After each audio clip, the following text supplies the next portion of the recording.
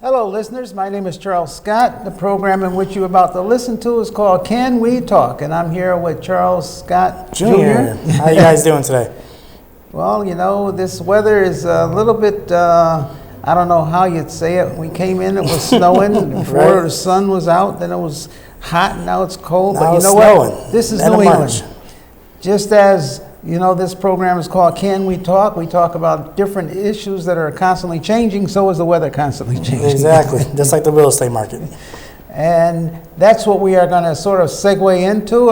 I am the broker for Tri-State Realty, and this is my son. He's also a broker.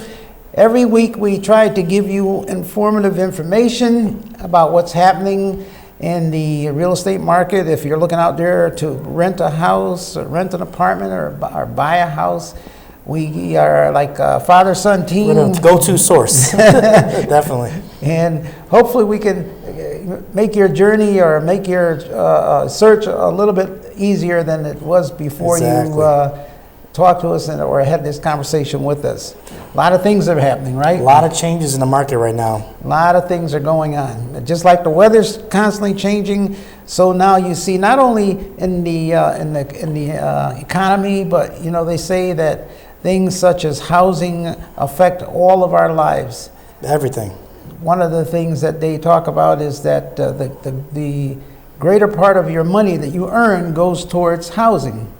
And housing can either make you wealthy, you can lose money, you can have a situation where the rents are high, you're not able to save money. So it affects about everything that's happening within your life, and it's also up to you to find out as much information as you possibly can. And that's the purpose of this program right here. That's why we're here. That's why we're here. Help the public, definitely.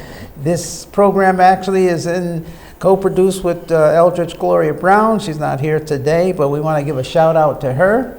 And she will be coming in after we are off the air. She will also be coming in. She's on her way here. So with that, I want to talk about some of the things that are going on and since the last time that we spoke. A lot of changes in the industry since the last time. And we say that about every week. We think that maybe things are sort of going to slow down, right? Nope. Every week, a new surprise. Interest rates from the war, everything's affecting the real estate industry right now. And you showed me an article today. What was it? It said the perfect storm. Oh, yes, the perfect storm is coming. You see the interest rates have actually gone up. The Federal Reserve did it. They actually hiked the rates up a little bit.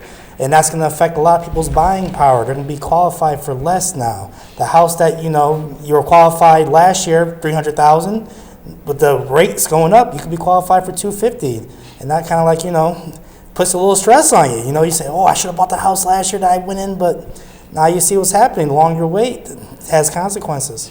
That's true, because like you said, the perfect storm. And by the perfect storm, usually it means that all the things that you don't want to happen are happening. Yes. And so we're here to tell you, what can you do? You got, you know, there's always things that are going to happen. There's always things that you can do to prepare yourself or start preparing yourself, because perfect storms, one thing about a storm, doesn't last always. Exactly. The sun will come out eventually. That's what they say. They say the sun will come out tomorrow. Yes. So with this perfect storm, though, what do you do? That's what we're here for. We're going to sort of give you some advice as to some of the things that you can do to prepare for it. Last time we were on the air, we were talking about the Federal Reserve possibly hiking interest rates. Now, when I say that, and I say the storm won't be here for forever, the interest rate that just got hiked, this is just the beginning, right? Exactly. They said there's supposed to be at least 6 more this year alone. So can you imagine? People think, oh, it's over. They hiked the interest rate. No, it's just beginning. That's right. What the Fed does, and when we say Fed, we maybe explain ourselves, because some people, you know, when you're in certain industries, you use terms and people say, who are the Fed? Who's this guy Fed? You know, it's cost me money. Is it FBI or somebody? Right? The Feds, you know. Actually, what happens is the Federal Reserve and like the central bank, these are people within the government that look over the economy, and their job is, if people are spending money like crazy, whenever you're spending money and you're spending a lot of money, the people that are selling you goods, naturally, not naturally, but they're inclined to go up on the price. Supply and demand. Right. Hey, if the stores are filled with shoppers and you're selling something for $10 and you go up to 12 and they still pay it. Well, hey, let's make all the profits while we can, right? They keep it at 12. But if the store owner keeps going higher and higher and higher, now that's not good, because eventually the people are going to run out of money. Exactly. And now they won't be able to pay their other bills. So you can't just keep going higher and higher, and eventually they'll stop buying. So the Federal Reserve is a sort of like a segment of the government. If the prices start getting out of hand, they raise the interest rates. Yes.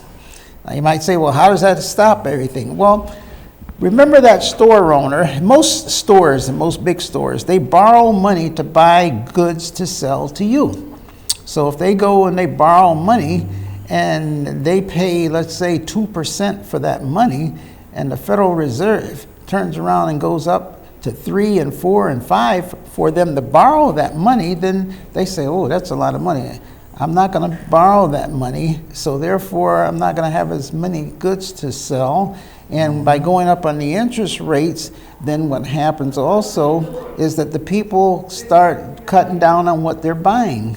So it sort of puts, like, it's like a pot on a stove starting to steam over. The Federal Reserve sort of cools things down, because when you go to extremes, all extremes are not good. It's not good to have too many rich people and too many poor people, and it's not good to sort of have this situation, because then people resent and you have revolts, and then you have, in history, you have wars. So what happens is that the economy has to roll along at an even pace. As my father was saying, the Federal Reserve basically cools down the market. They see everything. Basically, I would say one example someone told me that really makes sense is, like, for example, let's say a soda or a beer. As you pour the beer in there, it starts to froth. You see the head of the beer is about to spill over the cup. What the Federal Reserve is basically stops the pouring, so that froth can go back down, so people can get back to their daily lives and spending stuff normally. And one effect people really feel is the gas prices. You'll see that. That is definitely affecting different people's buying powers. That's right, because if you go so high on the gas prices that people then cannot get to work, then if they can't get to work, then the productivity goes down. And the productivity goes down, then it hurts all of us. Everybody gets hurt. So what the Federal Reserve does is, when they do go up on the interest rates, they try not to go up a lot. They go up a little bit at a time. So, like, think the last time they went up, what was it, 1/4 of a point? 1/4 point, yes. So they went up 1/4 of a point. Now, that's not going to stop everything. They don't want to, remember, they don't want to stop the economy from growing. They go too high up, and then what happens is you don't go out and buy that car. Because you say, oh, it costs too much to buy that car. You don't go out and buy that house. You don't go out and do too much of anything, because the interest rates are going up. So they'll go up 1/4 of a point. Now the next time they're looking, they say they may go up another 1/4 of a point. Now they may go up another 1/4. They meet, I guess, every 3 or 4 months? They have a meeting. They have a meeting, and they look over things, and they say, okay, let's raise the interest rate. So if they raise the interest rates 4 times, and they raise it 1/4 each time, now that only comes to 1 percentage point. So that's not going to devastate things, but they're warned. When you hear that, they're sort of like giving you a warning. It's like, slow down, slow down. This is, they're applying the brake, basically. They're putting the brakes on the economy. People are spending money too quickly. Too quickly. So they're turning up the screws, slowing down the economy. Now, if they go up 6 times, as my son said, that's 1.5 points. That's still not going to be enough to devastate the economy, so they're still just putting the brakes on. Now, if they look and they see no one's listening to them, and they see the economy, everybody's still spending, which is kind of happening right now. Which is what's happening right now. People have a lot of money from 2020 and 21, the stimulus money. Some people didn't spend that money. Some people saved it. Some people spent all of it. And the thing is, with all that money influx into the economy, it's kind of like abnormal right now. The Federal Reserve is weighing their bets. They're saying, should we increase it a little bit, a lot? There's a lot of money in the economy right now. And as you can see, the house prices are a reflection of that. That's right. That's right. What's happening with the housing prices right now is that when you have low interest rates, and this is where it affects you out there, because let's say, like I said when I started out, so these are the things that are changing. So what do you do? Well, you're saying, so how does all of this affect me? What do I do? Well, here's how it directly affects you in the pocketbook. If you're renting right now, you know it's affecting your pocketbook because the rental market is insane. People are trying to find apartments to rent. People are calling night and day. People are looking for an apartment to rent. Now, why is that happening? Well, number one, what's happened is that you have an influx of people that are coming in from different states that want to be in the state of Connecticut. Especially New York. Especially New Yorkers are coming in. And you have a lot of people that are working from home. Correct. That didn't work from home before. And so, and the other thing that we see happening is the low interest rates have enabled investors and people that want to buy a 3-family or a 2-family house to buy it. And even though the cost may be high, because the low interest rate is so low, they can afford it. And they can buy it, and they can turn around, and the payment of buying that house is not as much as it was in the past. Exactly. So if you're out there sitting on the sidelines, now is still a good time to buy, believe it or not. I'll say from like an investor's perspective, they see the low interest rates, you're like, wow, money is on sale right now. I can get a lot of money for cheap. No, why wait? So they're going to take out as much as they can, refinance their properties, and they're going to buy something. Maybe they say inflated price, they might buy a 3-family house for $400,000. But what they're going to do is those tenants inside that house, they're in for a surprise. That new landlord is going to jack up the rent. 40% we've seen in some videos, right? Ooh, crazy. Oh my goodness, some articles we've seen online. 60%. And this is what you need to know out there. What's happening is that the landlord is buying, the new landlord. The new landlord. And this is what I find all the time. So this is for all of the people that are sitting out there in their comfort level. There's a lot of people out there, and this always amazes me. You have people out there that have been renting in their apartment. I say to people, how long you been in your old place? 23 years? I'm like, 23 years. Wow. You've been living there for 23 years. So it's not uncommon that I've been getting conversations where people have actually been renting their apartment for over 20 years. 2 decades plus. 20 years. And then what happens is that they're happy with the landlord. Landlord's happy with them. I'd be happy too if you've rented for me for 20 years. You've paid for the house 4 times over.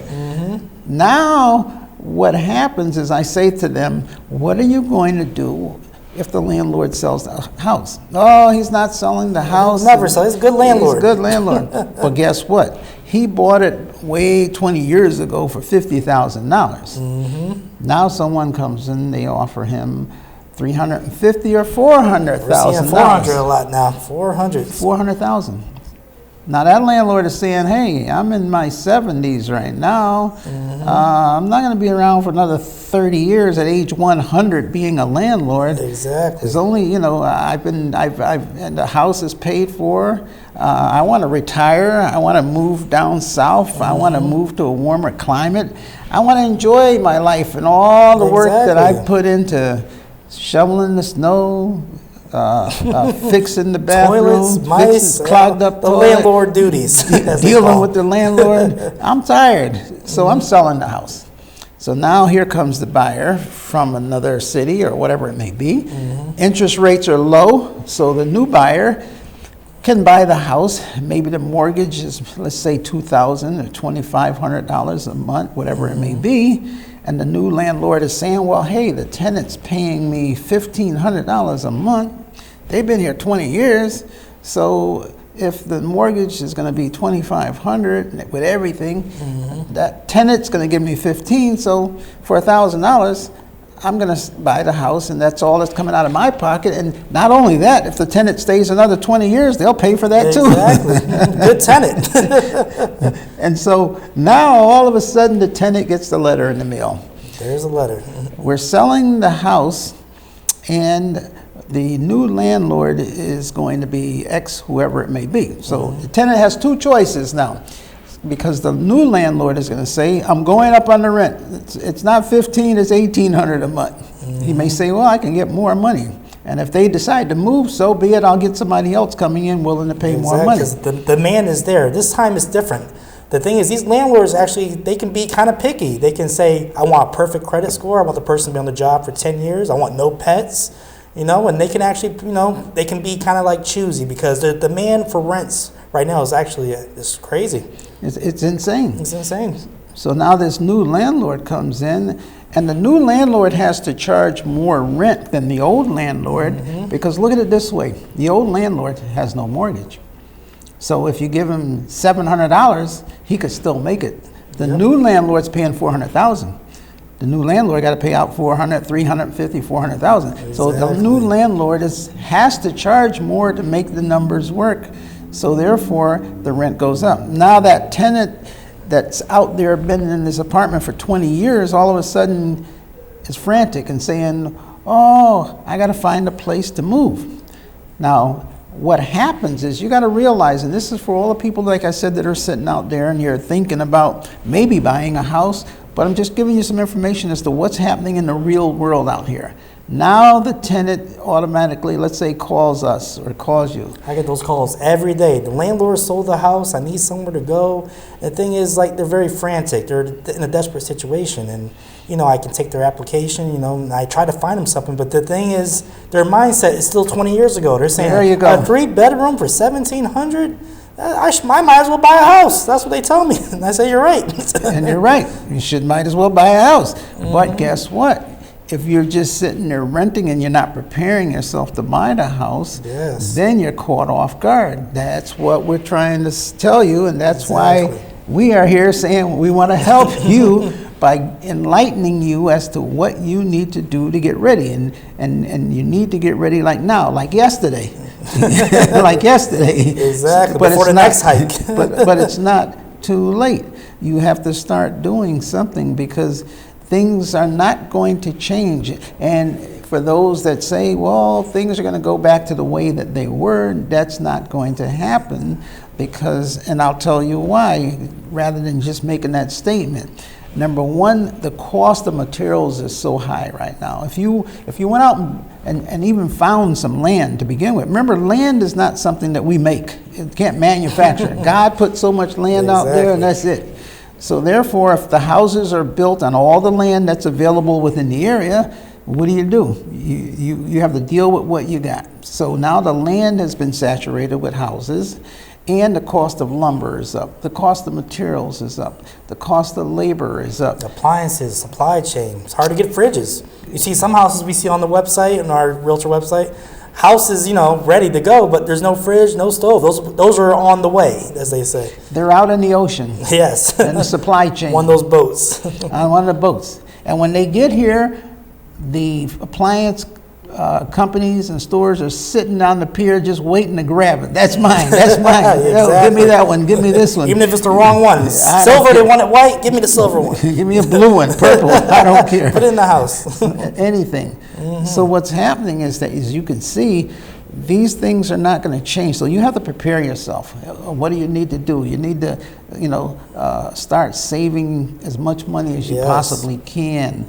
Because one of the big things that you just said, and I had that thought in my mind, and I wanted to make sure we got it out there, is that many people, and I feel bad, coming to us looking for maybe a rental. They have a 20-year-ago mindset. They are thinking what it was like 20 years ago, or 10 years ago, or even 5 years ago. It's totally different now. Totally different. Totally different. Years ago, you had a nice presentation, you knocked on the door, you met the landlord, you gave him the money, he gave you the keys. Now it's totally impersonal. It's not like that. The landlord, he's looking at many applications, and he's going to pick the best out of all of them. And what's that? They got that new service. Yes, I was going to say, one thing that's also different is technology now. These landlords have apps and stuff like that. Like there's rentalspree.com, where they don't even see the tenant. They'll say have them go online, apply online, and that also makes another gap for people that aren't in the technology. You have some people that have been in the house for 20, 30 years, you know, and they may be in their 60s or 70s. They don't even have a smartphone. They have a flip phone. They don't have a laptop. And that puts them at a disadvantage in this market. That's right. So, you know, if for many of the people that are out there, you need to sit down with your sons and your daughters, the teenagers, and many of these children in the high schools and the grammar schools now, they know more about technology than many of the older people. So now in the world, everything you just about are going out there to do, it has to do with technology. If you are applying for even an apartment for rent, they want you to go online, put all your information. They want you to upload all your pay stubs, upload your credit report, upload this, upload that. And then it goes into a system. And that system stores your information so that if you apply for an apartment for this house or that house or this house, that main company has the information. And if you don't get that apartment, they have that information where they can send it to the next apartment. So everything is online, everything is uploaded, and everything now, no matter what you go out there to do, you know, you go out there. Just today, I know you were looking for a shirt, remember? And you went to the store and knocked, and he said, we don't deal with the public anymore. He said, go on my website. Go on my website. We don't deal with the public. Doors are locked. You got to go online and order everything. But what happens if you don't have a computer? What if happens you got to go in and put your username and your password. And I got so many usernames and passwords that that's one thing. Your password is forgot my password.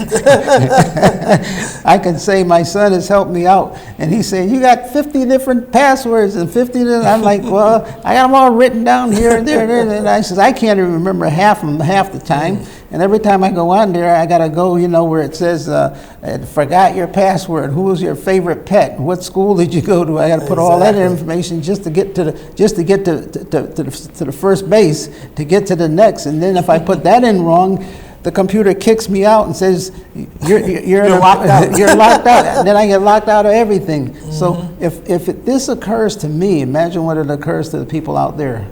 What happens to, and it's sad, because what happens to the grandmothers and the grandfathers and the older people that really don't have this technology, and something happens where they have to move or they have to buy a house? There's all of this technology and hurdles that they have to go through. What we do offer is personal service. In other words, how can we help you? We offer personal service with our clients. And we're able to send them through different apps. We help them step by step. We help them step by step. How do you fill this out? How do you get here? How do you do that? And that's what happens when you got personal service, and you have less and less of that out there now. Exactly. I'm there to help out with the technology factor. Right. My son went to school for technology. He went to the college to I said to him, I said, well, now I was wondering what all of that knowledge you have, when we're going to get to use all of that.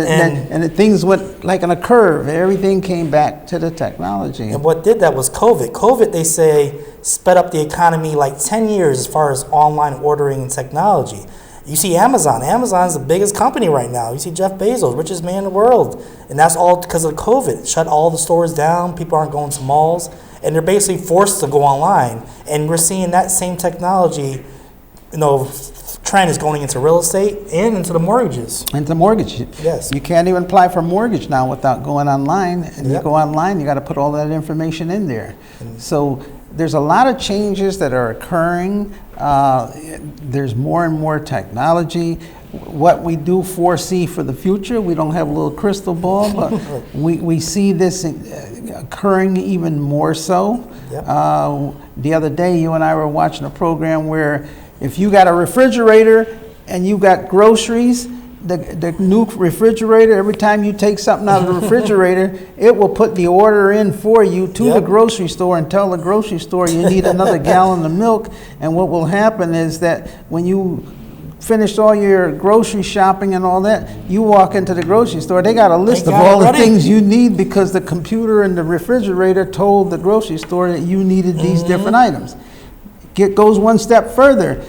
you go in and take out what you want and walk back out, and you don't pay them anything because they got a computer chip in Yes. each one of the items that you walk out of the store with, which bills your credit card. As you walk out the door, they bill you. And so you get your credit card, and you don't go in with no money. You walk out with, you just go in and pick around the shelves, put everything in the bag, and walk right back out of the store. Because when you walk out of there, it scans everything that you bought and puts it on your credit card. Isn't that amazing? Believe it, this is not the future.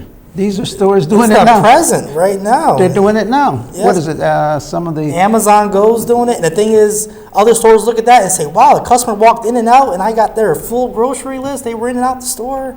I can get more people in this way." stores are doing it now. They're going to see the more stores adapting it. I'm sure Stop and Shop a lot more. So there's a lot of things that are happening out there. What we're saying is that every week we bring to you more and more technology, and it has our heads swirling. So if you need to get ready for this, in other words, you can fight it, but then it's like people come to me and they say, "I want to buy a house, but I have no credit. I don't believe in credit cards. I don't believe in charging anything. All my money's in the mattress in my house." We've heard that before. And I'm like, well, you can't buy a house like that. But I've saved up all my money. I'm up on all my bills are paid off. I said, but you have no credit. They go, well, but I got money. I says, you can have cash, but they want credit. They don't want cash. So you've got to prepare yourself for the coming world, for things that are going to be out there that you are going to be required of you in order for you to do certain things. You don't have to have this. You don't have to have the credit. But look at how many things you are going to deprive yourself of. And that's why we're here. We're here to help. So maybe you can add a little bit more. Oh yeah, definitely. We're here to help. We're here to walk you step by step through the house buying process. We also do apartments also, and we're here to help the community and give out as much information as possible. We do a lot of free seminars. We Yes. got one that we are going to be hopefully doing online. Yep, and Zoom. and we're going to have that open to the public.